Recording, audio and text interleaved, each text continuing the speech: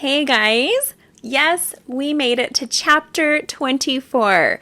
I know it's kind of bittersweet. 10 years ago this month, this book, The Realm, was published. So I found it fitting that we finish the book during the month of July, the 10-year anniversary. Today's chapter is called The Answer because it's filled with answers. Let's get reading. Chapter 24, The Answer.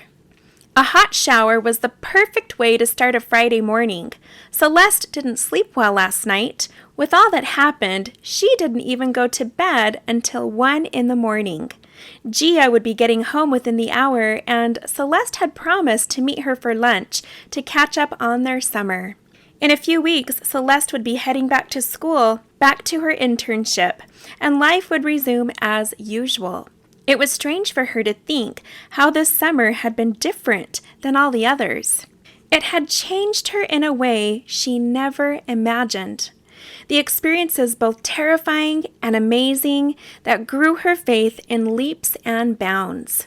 Seeing Wes transform into a completely different person over a matter of weeks, learning to use and appreciate her gift through the help of her grandmother, her relationship with Dr. Kramer and their intense therapy sessions, he had opened her eyes in a way that no one else could. Then the sudden and unexpected loss of such a wonderful man and therapist. It shook Celeste's soul to the core. Watching her parents mend their relationship and find happiness again, priceless. Possibly entering a new era in her life as a soon-to-be married woman. She couldn't fathom it herself, and of course, the part of her summer she would never forget and treasure the most, meeting Ezra. Yes, this was a summer that would forever change the rest of her life. Thinking back to the way things were just a few short months ago was a stark difference compared to the person she was today. Celeste never would have believed it if someone would have told her. This summer had seemed almost like a movie, something Hollywood would invent. Realizing that it was her reality sent a nagging urge into her mind to somehow share it with the world. Surely, somewhere out there, many other people were in the same boat Celeste had been in just months ago. She could help them. She wrapped her hair up in a towel and headed downstairs for breakfast. "Good morning," her father said as he sat at the table reading the headlines on his phone. "It is a good morning, isn't it?" she replied, opening the pantry door and reaching for the cereal. "Celeste," her father said as he set down his phone, "I want to apologize about yesterday, for getting so angry. After watching the way you and Wes handled the situation last night, I couldn't be more proud of the both of you." "Thanks, Dad. That means a lot." "So, did you get any sleep?" asked Celeste's mother as she came walking into the kitchen with a basket of folded kitchen towels. "No, not really. Did you?" "Yes and no. I mean, I know that I was asleep because of the dreams I kept having, but I woke up so often that I feel more tired than I would have been if I never would have gone to bed at all." "Must have been some bad nightmares," Celeste said. "Actually, they were sad dreams. I would have preferred nightmares." "What about?" "Oh, about Adam. He was alive and well, and we were having such a good time, and then he died. I kept having that same dream over and over until I couldn't take it anymore. I finally got up at 5 and decided to start my day." Celeste was suddenly reminded of her own dreams about Adam. Hers had been much more pleasant. As she recalled them in her mind, she remembered the part about his accident, learning that that's all it had been, an accident. She remembered his words, "I need you to tell Mom and Dad the truth about my death. It was my time to go. Tell them I'm happy, and I'm close by watching over them." As she pondered on this, suddenly a familiar scene came to mind. She had jumped in her brother's arms with tears of joy. She could hear him say, "Celeste, I'm so proud of you. You are the glue that will keep the family together. Mom and Dad are making small changes, but they still need your help. I need you to tell them that my death was an accident. Dad really needs to hear that more than anything right now." She remembered replying, "I'm sorry I haven't told them. I promised to go back and let them both know." Oh, Adam, we all miss you so much. Had this been a dream? It felt so recent. She didn't remember writing about this. All she knew was that a powerful urge to repeat the scene and these words was pricking at her heart. Mom, Dad, I need to tell you something. What is it? Her mother said as she pulled up a chair and sat down. Remember when Dr. Kramer encouraged me to tell you about all that I experience? You mean with your abilities? Her father asked. Yes, all of it. My abilities, my dreams, my fears, and my experiences. After last night, Celeste, I don't think we'll ever doubt you, her father replied. Well, I hope so, because I've had an experience with Adam. Her father dropped his cup as her mother leaned forward. Before I tell you, I need you to promise that you'll believe me. Yes, of course, sweetheart. We believe you, don't we? Her mother said as she turned and reached for Mr. Day's hand. I've seen Adam. He's happy. Happier than I ever remember him being. He wanted me to tell you that his death was an accident. He passed out from stress and exhaustion with the truck running. He had every intention of playing in the game that night. Mrs. Day gasped as she covered her mouth. Mr. Day stared at his daughter with tear-filled eyes. She knew that he had longed to hear this news. He loves us all, and he's watching over us. He's working hard at keeping our family strong, and he just wants us to be happy. I think as soon as we stop mourning his death and start celebrating his life, we will feel him around us more often. He wants us to smile and go on with our lives. Speechless, her mother reached out for her hand and pulled her in. She sat still, with her arms tightly wrapped around her daughter. Her father then leaned forward and wrapped his arms around the both of them, as her grandmother stood and watched from the hallway, smiling with a heart full of emotion. Later that day. So, now that I've spent the last hour telling you everything about my summer, I want to hear all about yours. Celeste sipped the last of her Diet Coke from the pile of ice at the bottom of her cup. Where would she even begin? Well, nothing really tops last night's grand finale. I know, I still can't believe that trailer is now just a pile of burnt rubble. When I saw it, I knew right away what must have happened. My parents didn't even have to say a word. They never mentioned anything when I called or wrote.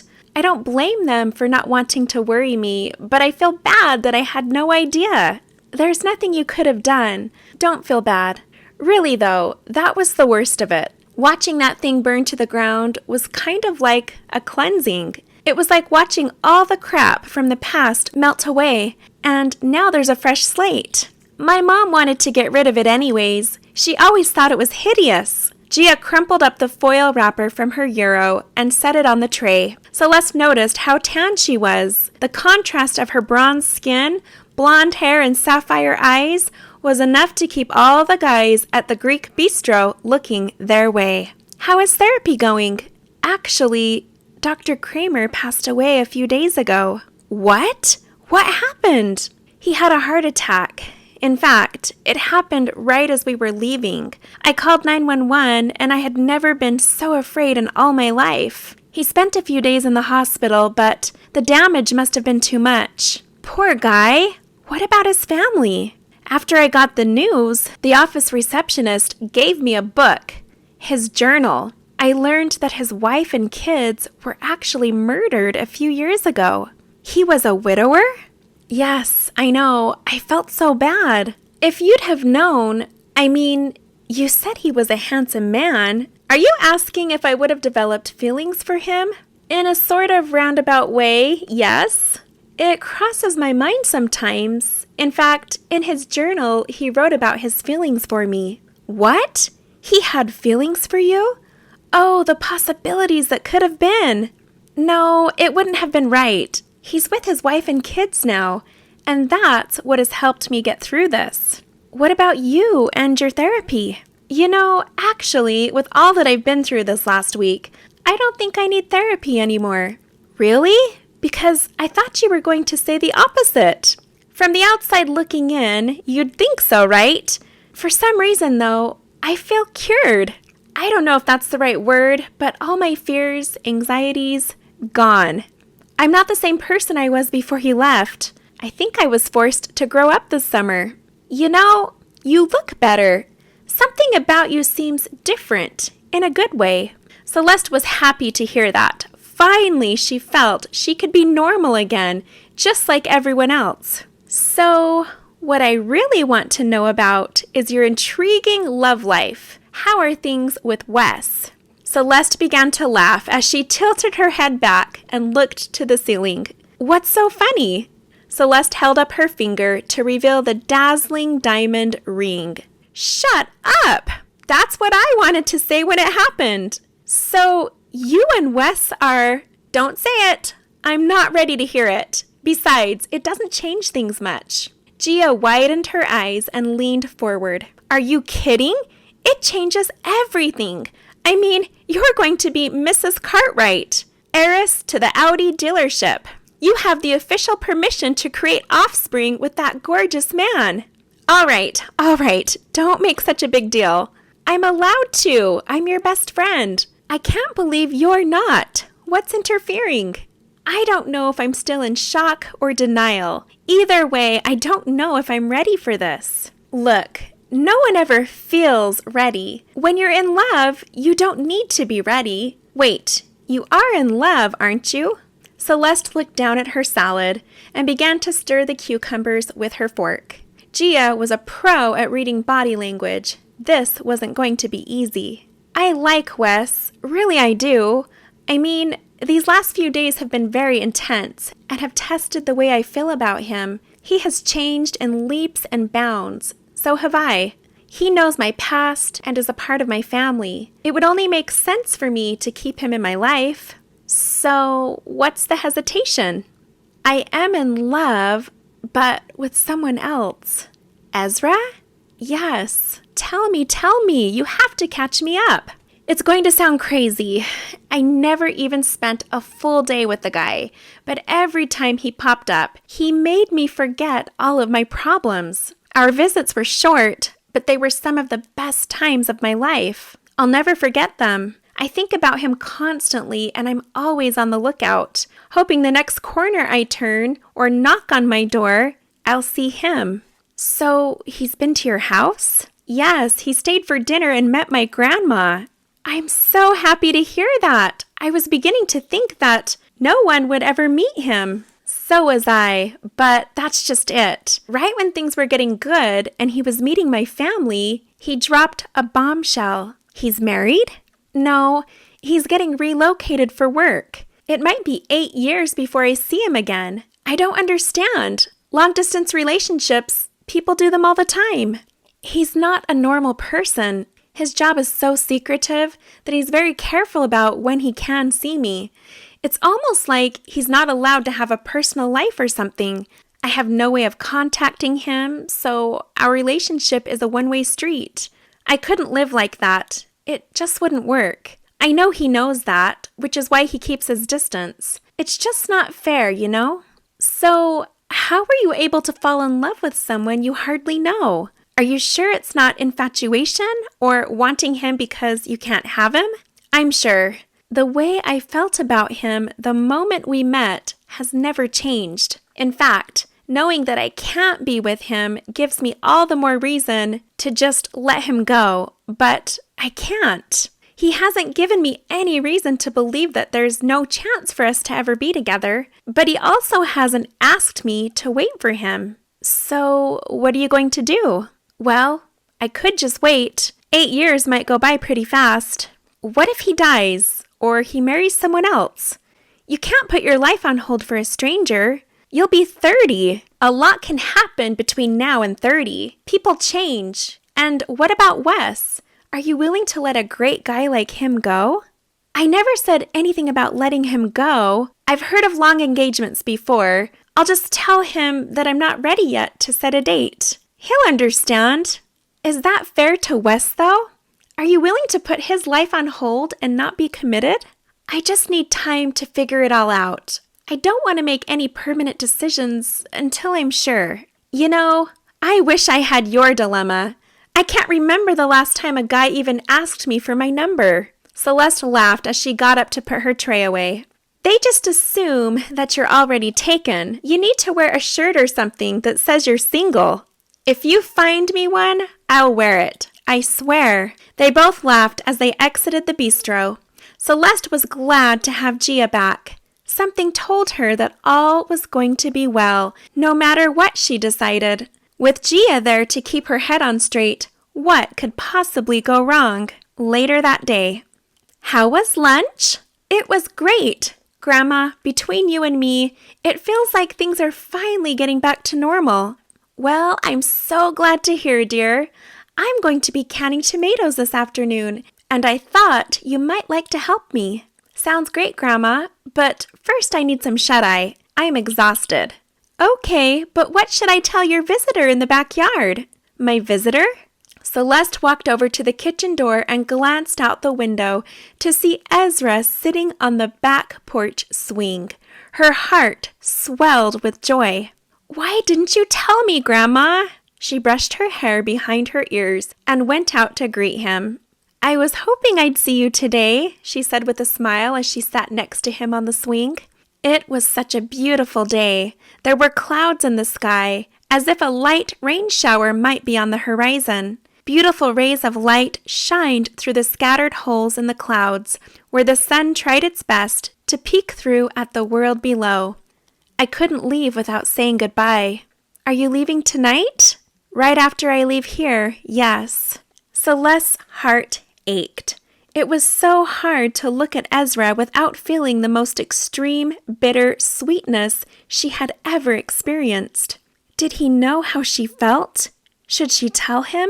This may be the last chance she would ever get. So, how did you enjoy the bake sale? I had a great time. You're blessed to have such great friends, family, and not to mention a wonderful church. Yeah, they are great. Well, except for that girl Oakley. She really knows how to push my buttons. I think it's because she likes Wes. I'm sure it made her mad to see him propose to me, Celeste laughed. If everyone was perfect, wouldn't life be boring though? True. So, what was she talking to you about? Just small talk. She asked who I was and what I did for a living. And what did you tell her? I told her I was an angel. Celeste laughed. She didn't realize Ezra had such a unique sense of humor. He was the full package. Kind, handsome, and hilarious. You crack me up. You know what, though? You are an angel. If I could describe you in one word, that's what it would be. Thank you. So, how did she respond to that? It pretty much left her speechless. She nodded her head and just stared at me with her eyes wide open, trying to figure out if she heard me right. After that, she never said another word. I wish I could have seen that. Must have been priceless. Not as priceless as getting to see the look on your face when Wes got down on one knee. I'm still in shock over that night. I was not expecting that at all. The best things happen when you least expect it. I guess. I sense some uneasiness. Are you getting cold feet? Well, she looked at Ezra, doing her best to muster up the courage to just say it. His eyes were so calm and clear, and she was a nervous wreck inside. Oh gosh, I don't know how to say this without screwing everything up. Say what? Ezra, I was really hoping that I could have gotten to know you better this summer. I mean, I felt something with you that I've never felt with anyone before. A connection that seemed like it was there before we even met. And every moment I got to spend with you, I'm going to treasure forever. I'm glad I got to spend time with you too. But you know, everything will work out exactly how it's supposed to. Promise me you won't have any regrets. It's just that I feel robbed. Life isn't fair. Really, if I had my way and could wave a magic wand, you wouldn't be going anywhere at all. Celeste, sometimes we feel like we know what's best for us and what would make us most happy in this life, when the truth is, God knows us better than we know ourselves. He sees the bigger picture, but usually His way isn't our way. You'll see. Someday when I see you again, you'll be glad that things worked out the way they did. Wasn't he going to put up a fight? Didn't he feel the same way about her that she did him? This is not how she imagined their last visit being. How could he be okay with things ending this way? Sometimes what feels like the end of something great is really just the beginning of something better. There you go again. You're like a walking, talking fortune cookie. Just when I want to be upset and cry, you say something like that and I can't. It's like someone saying bless you before you get to sneeze. It foils the sneeze every time. Ezra smiled, but Celeste wouldn't allow his smile to calm her frustration. If he wasn't going to put up a fight, she would. Life will give you plenty of opportunities to cry if you let it, but I won't. Today should be a happy day. Let's look for things to celebrate. Like what? The time we had together, the wonderful friends that you have, your health, your family. If you look around you, there is so much. I know, I'm grateful for all of those things, but there is something I need to know. Ask me. Clearly, I've been obvious about my feelings for you, but Ezra, how do you feel about me? He took her hand and then smiled at her with the most loving expression a man could ever show. That one look spoke 1,000 words. Strangely, she could feel the way he felt about her, even though he hadn't said a word. Close your eyes, he said. Celeste closed her eyes. This was the moment she had been waiting for all summer long. She held perfectly still and waited for the magic to happen. Suddenly, a warm light enveloped her from head to toe, inside and out. This was all too familiar. What seemed like the most amazing dream she was having was somehow a reality. She could see it in her mind like a vision, but she was experiencing it as well. Flashes of indescribable scenes unfolded before her as she became part of them. Celeste knew she had experienced this before. She also knew that this was just an inkling of the full picture. There had been more, a lot more, but she was being granted a wonderful blessing just to be able to remember and experience a tiny part of it all. He was still holding her hand as they stood in the field of tiny purple flowers by the very large tree. She remembered this place. It was so beautiful. She knew of Ezra's feelings for her without a shadow of a doubt, and she knew why they couldn't be together on the earth. He was an angel. There were the children running around the tree and laughing. And there was that friendly blonde-haired and green-eyed little boy. He was the most beautiful boy she had ever seen. He ran up to Celeste and wrapped his arms around her so tight. "Hi, Ethan. It's so good to see you." With a joyous smile, the happy little boy looked up at Celeste and replied, "I miss you, Mommy." Celeste looked at Ezra, who now shined brighter than she had ever seen before. "Please don't forget," he said as he smiled at her. He had answered her question in a way she could have never imagined. She understood now very clear and could not forget. Celeste had been wrong. There was reason to celebrate. "I'm so sorry I doubted," she replied. "Don't be. You are an amazing soul, and soon you will change the world." "How? How will I change the world?" His image began to fade. "Wait, don't go," she pleaded. "I have to go, but I will see you soon," he replied with that sweet and caring smile. She watched as Ezra faded. Soon the scene faded as well, and she quickly found herself sitting on the porch swing alone. He was gone. The beautiful vision was gone, and Celeste was okay. She was more than okay. She felt alive and knew that everything was going to be just fine. A slight chill in the air from the approaching rain shower suddenly dissipated as the clouds above broke apart, sending a ray of golden sunlight down upon her. It cloaked her like a warm blanket as she cheerfully looked up at the sky. "Thank you," she said. A silver car slowly pulled up to the front of her house. Celeste watched as her parents walked over to greet Wes. From a distance, everything looked so different. So wonderfully different. It was humbling.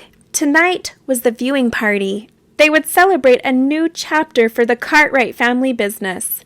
A new chapter for everyone. Life was sweet and deserved to be celebrated.